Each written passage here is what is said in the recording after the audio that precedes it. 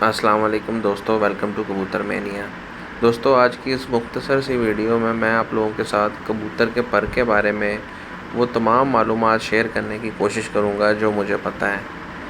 तो जैसा कि आप जानते हैं कि कबूतर का जो पर है वो उसको उड़ने में मदद देता है, लेकिन ऐसी कौन सी चीज़ें हैं जो पर में होनी चाहिए जिसकी बिना पर आप एक अच्छा कबूतर का इंतखाब कर सकें और उस कबूतर को आप ब्रीडिंग में भी डाल सकें।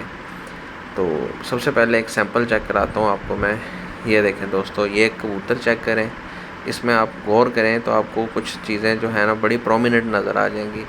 एक सबसे पहले तो ये कि इसके बाहर के जो 3 पर हैं वो बिल्कुल आपस में जुड़े हुए हैं और उनके बीच में जो स्पेस है वो बहुत ज़्यादा कम है, क्योंकि फर्स्ट 3 जो पर होते हैं इनके वो कबूतर को लिफ्ट करने में, ऊपर जाने में मदद देते हैं। तो ये कबूतर के पर जितने ज़्यादा अच्छे आपस में जुड़े होंगे उतनी ज़्यादा कबूतर को लिफ्ट ऊपर की जानिब अच्छी मिलेगी। इसके बाद दोस्तों अंदर के पर देखें। अंदर के पर अगर आप गौर करेंगे तो वो भी आपको उनके बीच में जो फासला है बहुत ज़्यादा कम नज़र आएगा। और फिर उसके बाद जो इसकी परियां हैं, मतलब कि जो बाहर के जो 10 पर हैं उनके अंदर जो पर हैं उनमें देखें आपको एक गुच्छा सा परों का नज़र आ रहा है। तो वो पर जो होते हैं वो कबूतर को आसमान में तैरने में मदद देते हैं। तैरने से मेरी मुराद ये है कि वो पर कबूतर को आसमान पर ज़्यादा देर ठहरने में मदद देते हैं।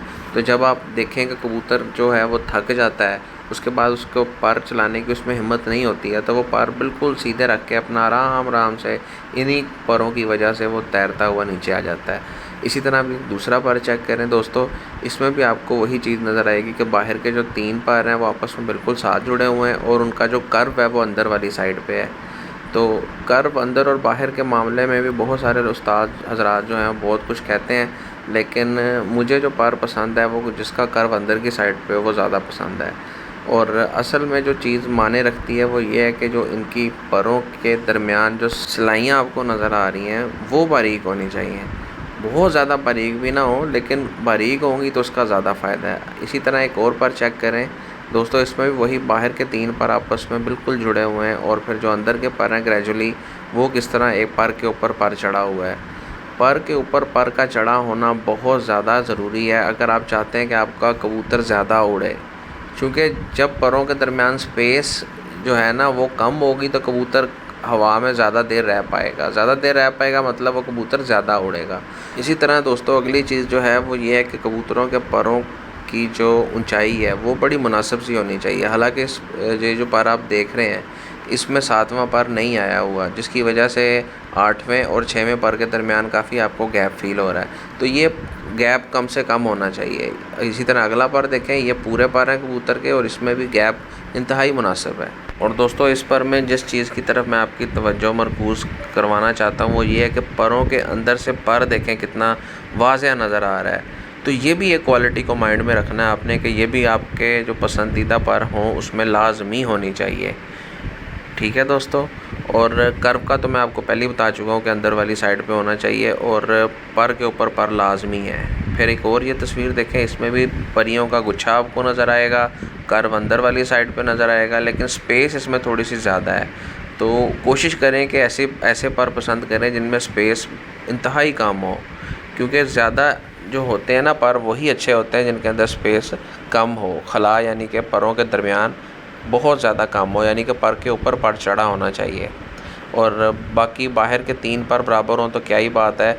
और अगर 8वां पर आपको या 7वां पर जो है वो पहले 2 परों से थोड़ा सा छोटा भी मिल जाए तो कोई मसला नहीं है। और अगली तस्वीर देखें दोस्तों, ये देखें, इस कबूतर में भी आपको ये सारी चीज़ें नज़र आ जाएंगी। इसका भी 10वां पर आ रहा है बाहर से, लेकिन ये भी एक अच्छा पर है। तो जो 10वां पर है वो डेफ़िनेटली जो 9वां पर है उससे बड़ा होने वाला है, या उसके बराबर भी होगा तो बहुत अच्छा है। तो इसमें ऐसा मुझे नहीं लगता कि कोई हकीकत है कि जिसका 10वां पर बड़ा होगा और 9वां छोटा होगा तो वो कबूतर वापस नहीं आएगा। मैंने ऐसे मेरे बेशुमार कबूतर हैं जो वापस आते हैं जिनका 10वां पर बड़ा है। अच्छा जी, अगली तस्वीर में देखें दोस्तों, जिसका शोल्डर बाहर होगा ना कबूतर, सबसे पहली चीज़ जो आपको वैसी बैठे कबूतर की नज़र आ जाएगी जिसका शोल्डर बाहर होगा जैसे समाधी का बाहर है, तो ये बहुत अच्छे पर की मालिक होगी।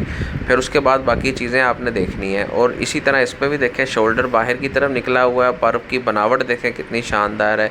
इस बनावट का कबूतर जो है ना वो आपने लाजमी लेना है। इस पर का, इस बनावट का कबूतर बहुत अच्छा होता है। बाकी दुम बांध के बारे में तो आप सारे बहुत ज़्यादा पहले सुन चुके हैं, तो उस बारे में मज़ीद अब कुछ बताने की ज़रूरत नहीं रही है।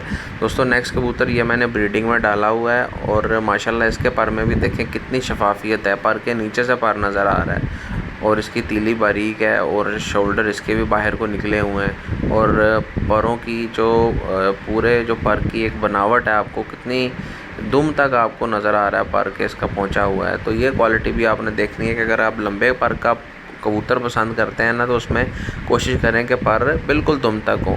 तो वीडियो के आखिर में दोस्तों मैं एक उस्ताद मियाँ हामिद का आपको कबूतर दिखा रहा हूँ और इसके पर देखिए जी माशाल्लाह कितने ज़बरदस्त हैं। इसमें शफाफियत कितनी ज़्यादा है, पर के नीचे से पर है, बारीक तीली है, मतलब हर चीज़ आपको जो मैंने आपको बताई है वो इस पर में आपको दिखाई दे रही है। तो दोस्तों उम्मीद करता हूँ कि मेरी आज की वीडियो आपको पसंद आएगी और जितना नॉलेज मुझे था वो मैं अपने तजर्बे की बेस पर आपको बताने की मैंने पूरी कोशिश की है। इसके अलावा मज़ीद अगर आप मेरे इल्म में कुछ इजाफ़ा करना चाहें तो दोस्त लोग काइंडली आपने मुझे लाजमी बताना है।